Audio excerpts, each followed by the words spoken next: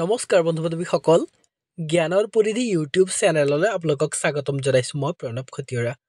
আজি আমি ভাৰতীয় ইতিহাস অৰ্থাৎ ইণ্ডিয়ান জিকে ভাৰতীয় ইতিহাস ইণ্ডিয়ান হিষ্ট্ৰী টপ ইম্পৰ্টেণ্ট জিকে MCQ with important point discuss কৰিম।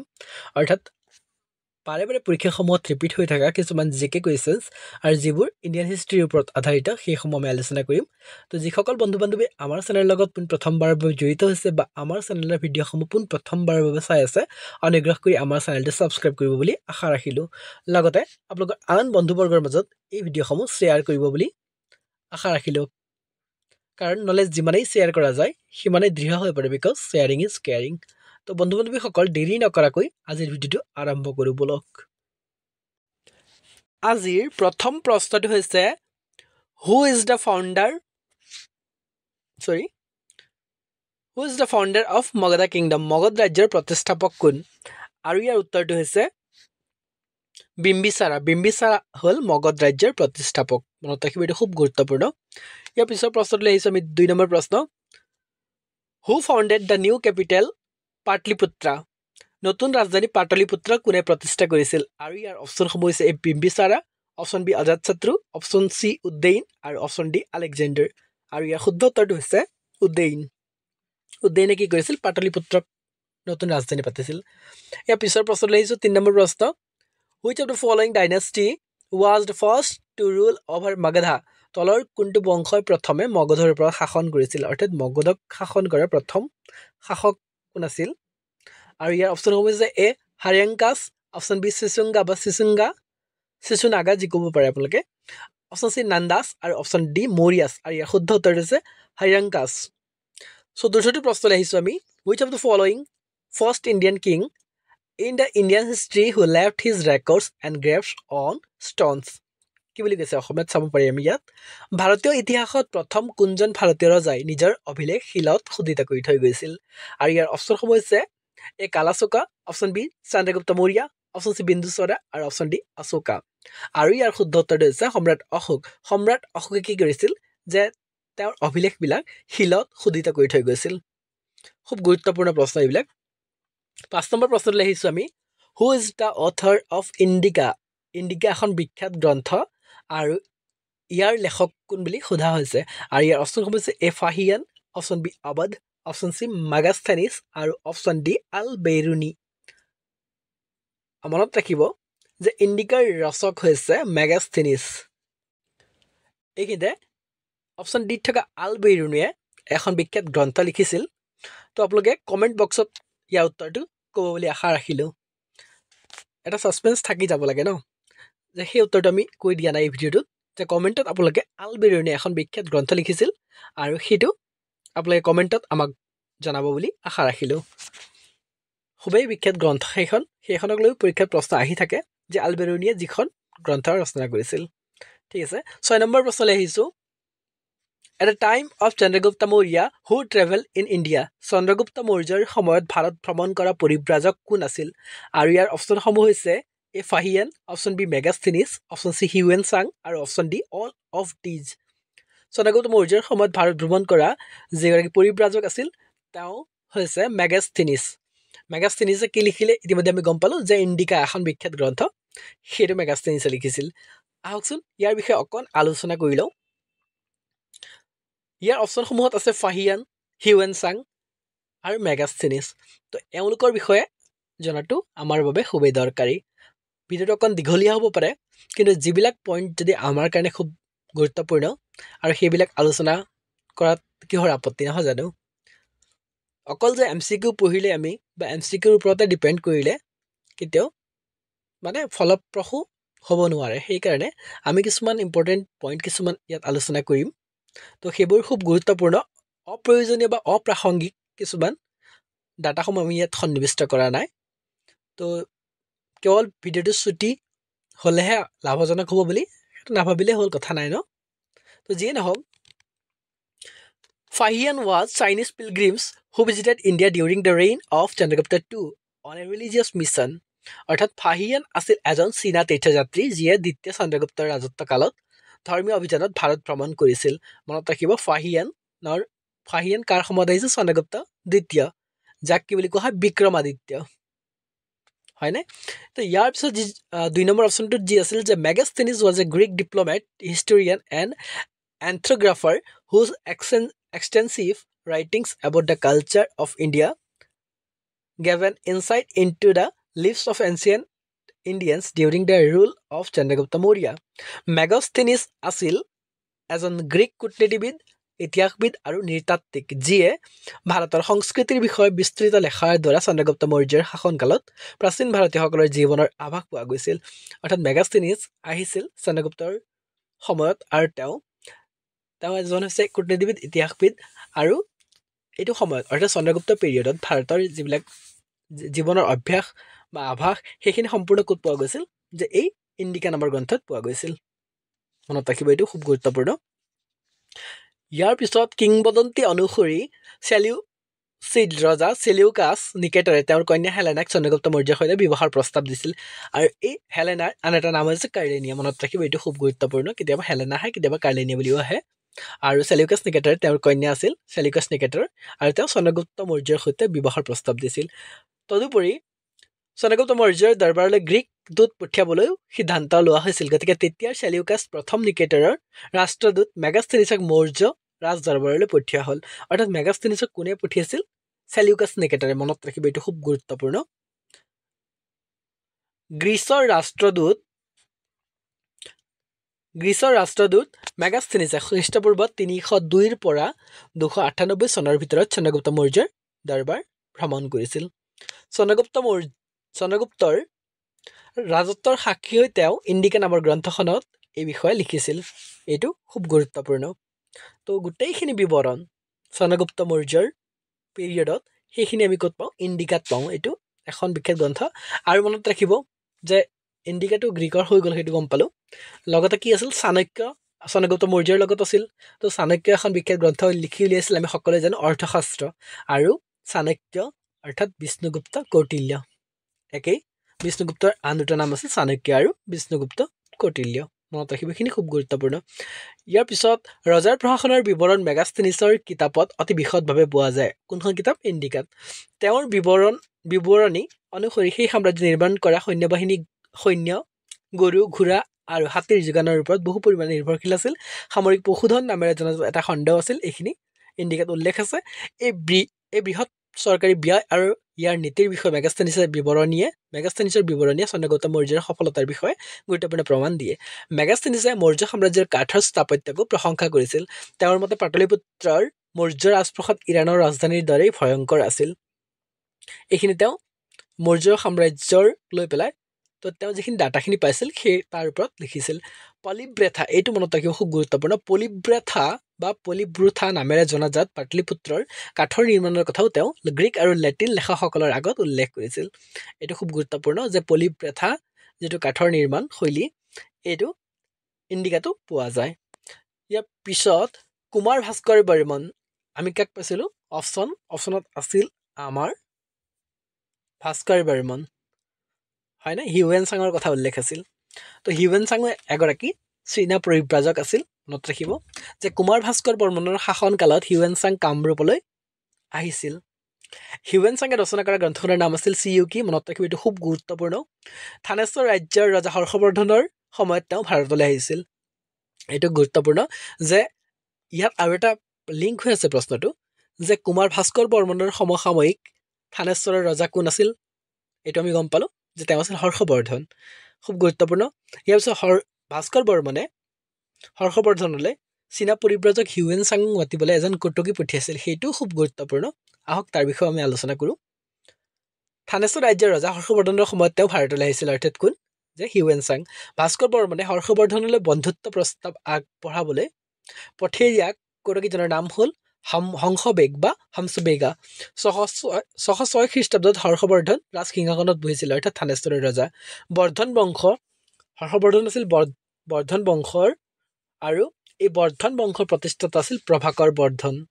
যাতে এটা ভিডিঅ'তে আমি বহুখিনি ডাটা লাভ কৰিব পাৰোঁ সেইকাৰণে ভিডিঅ'টো আমি প্ৰস্তুত কৰিছোঁ বৰ্ধন বংশৰ প্ৰতিষ্ঠাতা আছিল প্ৰভাকৰ বৰ্ধন। বৰ্ধন বংশত মহাৰাজাধিৰাজ আৰু পৰমভট্টাৰক উপাধি গ্ৰহণ কৰা ৰজাজনৰ নাম আছিল প্ৰভাকৰ বৰ্ধন। এইখিনি খুব গুৰুত্বপূৰ্ণ। বৰ্ধন বংশৰ প্ৰথমজন ৰজাজনৰ নাম আছিল পুষ্যভূতি। এইটো আহি থাকে পৰীক্ষাসমূহত, সেইকাৰণে আমি ইয়াত সন্নিৱিষ্ট কৰিছোঁ। ইয়াৰ পিছত হৰ্ষবৰ্ধনে ৰচনা কৰা তিনিখন নাটক হ'ল, হৰ্ষবৰ্ধনে তিনিখন নাটক ৰচনা কৰিছিল আৰু সেইকেইখন আছিল ৰত্নাৱলী, নাগানন্দা আৰু প্ৰিয়দৰ্শিকা। খুব গুৰুত্বপূৰ্ণ, তিনিখন নাটকো হৰ্ষবৰ্ধনে ৰচনা কৰিছিল।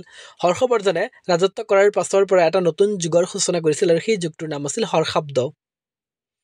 আৰু সেই সময়ত নালন্দা বিশ্ববিদ্যালয়ৰ অধ্যক্ষ আছিল শিলভদ্ৰ। মনত ৰাখিব যে হৰ্ষবৰ্ধনৰ সময়ত নালন্দা বিশ্ববিদ্যালয়ৰ অধ্যক্ষ কোন আছিল? শিলভদ্ৰ। এইটো খুব গুৰুত্বপূৰ্ণ প্ৰশ্ন। আৰু হৰ্ষবৰ্ধন কাৰ সমসাময়িক আছিল? কুমাৰ ভাস্কৰ বৰ্মনৰ সমসাময়িক আছিল। 7 নম্বৰ প্ৰশ্নলৈ আহিছোঁ। Who was the last ruler of Nanda dynasty? কোন আছিল নন্দ বংশৰ শেষ শাসক? আৰু ইয়াৰ অপশ্যনসমূহ হৈছে এ ধনানন্দা, option B Mahapadmananda, option B ভূতাপালানন্দা আৰু অপশ্যন ডি কৈবাৰ্তানন্দা। আৰু ইয়াৰ শুদ্ধ উত্তৰটো হৈছে ধনানন্দা। আৰু এই ধনানন্দা অৰ্থাৎ মৌৰ্য বংশৰ আগত নন্দ বংশ আছিল বা নন্দা ডাইনেষ্টি, আৰু নন্দ বংশৰ একেবাৰে শেষৰ গৰাকী ৰজা আছিল ধনানন্দা।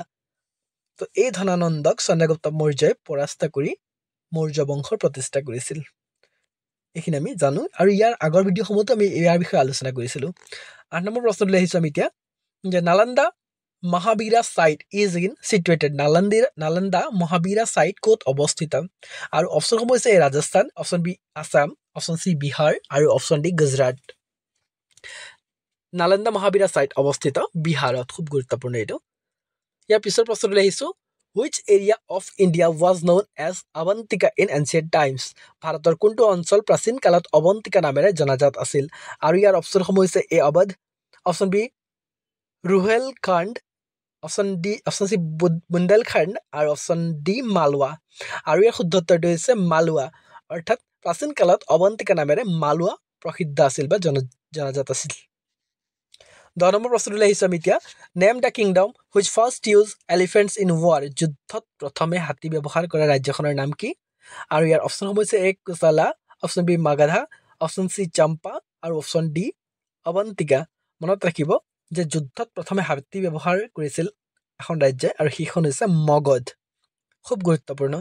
আৰু অসমৰ লগত বা আমাৰ কামৰূপৰ লগত হাতীৰ এটা সম্পৰ্ক আছে, আমি জানোনে?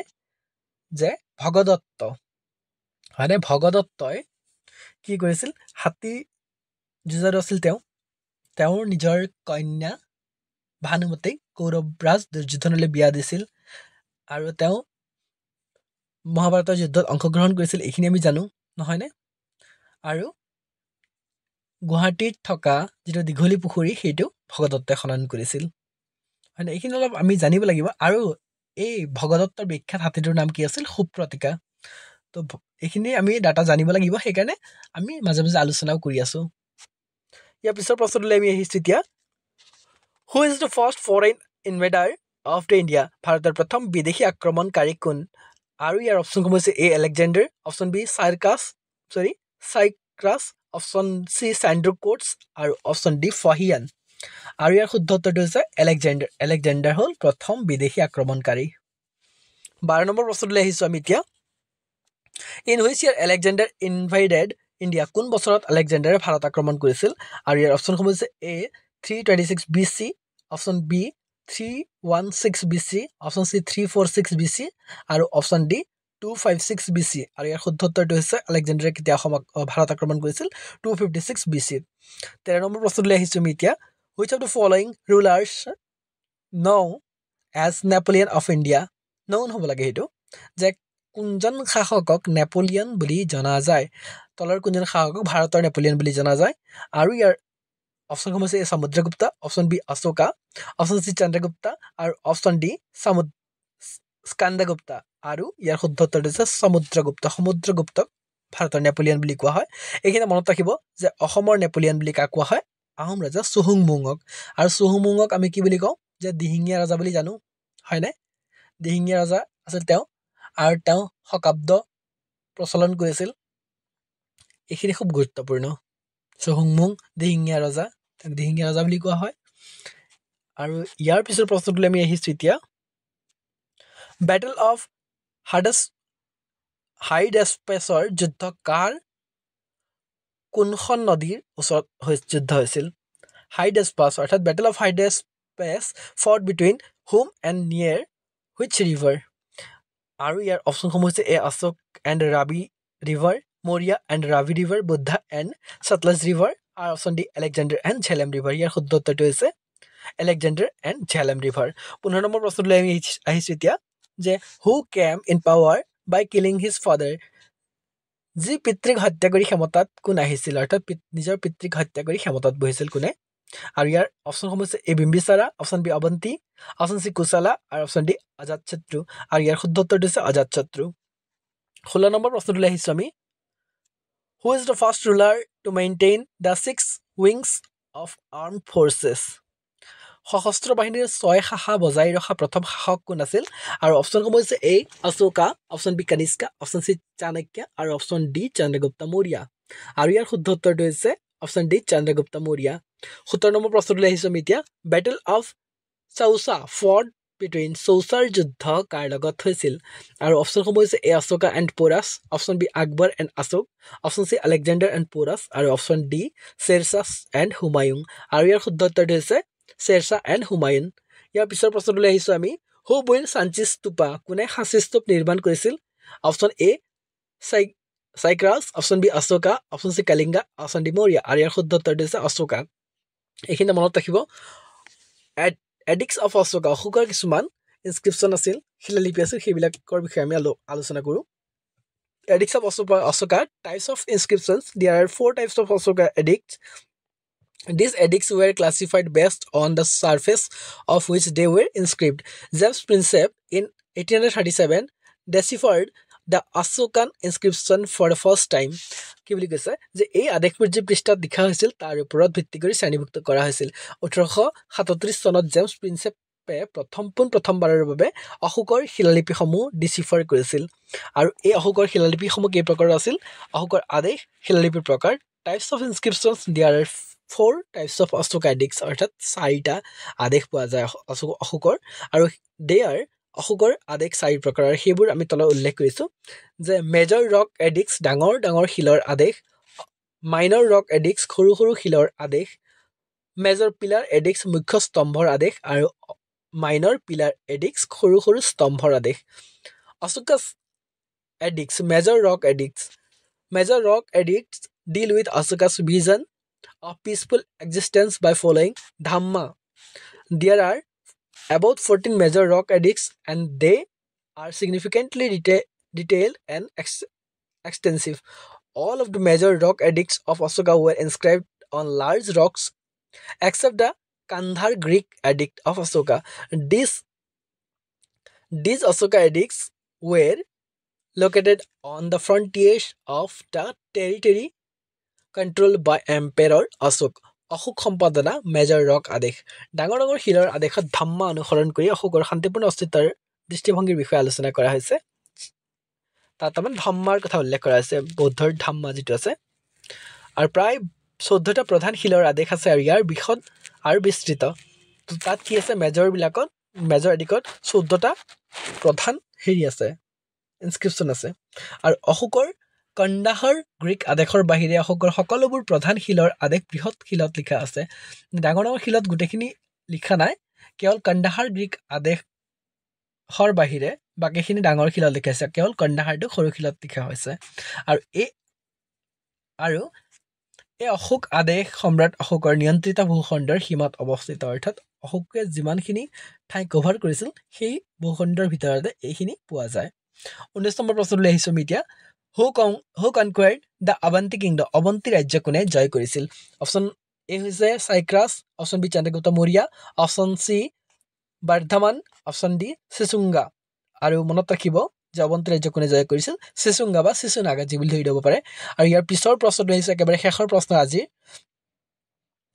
হু ৰট মহাভাষ্য কোনে লিখিছিল আৰু ইয়াৰ অপশ্যনসমূহ হৈছে A Kanishka option B Vikramaditya option C Ashok আৰু অপশ্যন ডি পতঞ্জলি মহাভাষ্য আমি সকলোৱে জানো আৰু তেওঁ হৈছে পতঞ্জলিয়ে লিখি উলিয়াইছিল খুব গুৰুত্বপূৰ্ণ শেষত ভিডিঅ'টো সম্পূৰ্ণকৈ চোৱাৰ বাবে মোৰ সমূহ বন্ধু বান্ধৱীলৈ অশেষ ধন্যবাদ জ্ঞাপন কৰিলোঁ আৰু যিসকল বন্ধু বান্ধৱীয়ে প্ৰথমবাৰৰ বাবে আমাৰ ভিডিঅ'টো চালে অনুগ্ৰহ কৰি আমাৰ ভিডিঅ'টো লাইক কৰিব কমেণ্ট কৰিব আৰু যিমান পাৰে আপোনালোকৰ আন বন্ধুবৰ্গৰ মাজত এই ভিডিঅ'সমূহ শ্বেয়াৰ কৰিব আৰু লগতে কমেণ্ট কৰিব নিশ্চয়কৈ আৰু আমাৰ চেনেলটো ছাবস্ক্ৰাইব কৰি ৰাখিব বুলি আশা কৰিলোঁ থেংক ইউ ধন্যবাদ